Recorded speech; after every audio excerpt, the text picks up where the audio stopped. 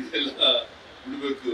ವಿದೇಶಗಳಲ್ಲೆಲ್ಲ ಏನ್ ಮಾಡ್ತಾರೆ ಅಂತಂದ್ರೆ, ಯಾರಾದ್ರೂ ರಸ್ತೆ ಸುರಕ್ಷತೆ ನಿಯಮ ಉಲ್ಲಂಘನೆ ಮಾಡಿದ ತಕ್ಷಣನೇ ಅವ್ರ ಲೈಸೆನ್ಸ್ ಕ್ಯಾನ್ಸಲ್ ಮಾಡಬೇಕು. ಸಾರಿಗೆ ಸಚಿವರೇ, ಬರೀ ನೋಟಿಸ್ ಕೊಡ್ಬೇಡಿ, ಸಾರಿಗೆ ಕ್ಯಾನ್ಸಲ್ ಮಾಡ್ತೀವಿ. ಕೋರ್ಟ್ ಹೋಗಿ ಕ್ಯಾನ್ಸಲೇ ಮಾಡಬೇಕು. ಕುಡಿದು ಓಡಿಸಿದ್ರೆ, ಅತಿ ಸ್ಪೀಡ್ ಅಲ್ಲಿ ಓಡಿಸಿದ್ರೆ, ನಿಯಮಗಳು ಯಾರು ಪಾಲನೆ ಮಾಡೋದು ಅವ್ರ ಮೇಲೆ ಕ್ರಮ ತಗೊಳ್ಳೋಕೆ ಶುರು ಮಾಡ್ತಾರೆ. ಪೊಲೀಸ್ನವರು ತಗೋಬೇಕು, ಸಾರಿಗೆ ಇಲಾಖೆ. ಸೊ ಇದು ಮಾಡೋದ್ರಿಂದ ಸ್ವಲ್ಪ ಕಡಿಮೆ ಆಗ್ಲಿಕ್ಕೆ ಅನುಕೂಲ. ನಾವು ಸರ್ಕಾರ ಏನೆಲ್ಲ ಮಾಡಿದ್ರು ಕೂಡ ಜನರ ಸಹಕಾರ ಇರ್ಬೇಕಲ್ಲ.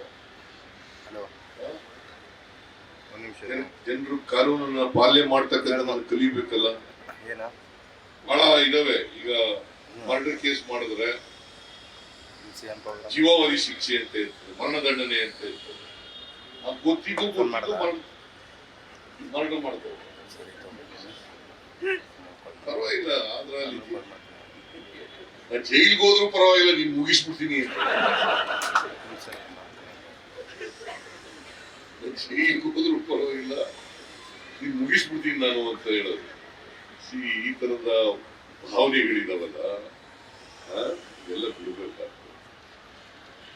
ಇವು ಬಿಟ್ಟರು ಮಾತ್ರ ನಾವು ಎಷ್ಟೇ ಆರೋಗ್ಯ ಇಲಾಖೆಯವರು ಏನೇ ಸಹಾಯ ಮಾಡಿದ್ರು ಕೂಡ ಅಂತಿಮವಾಗಿ ನೀವು ಕೂಡ ಕೋಆಪರೇಟ್ ಮಾಡಬೇಕಲ್ಲ.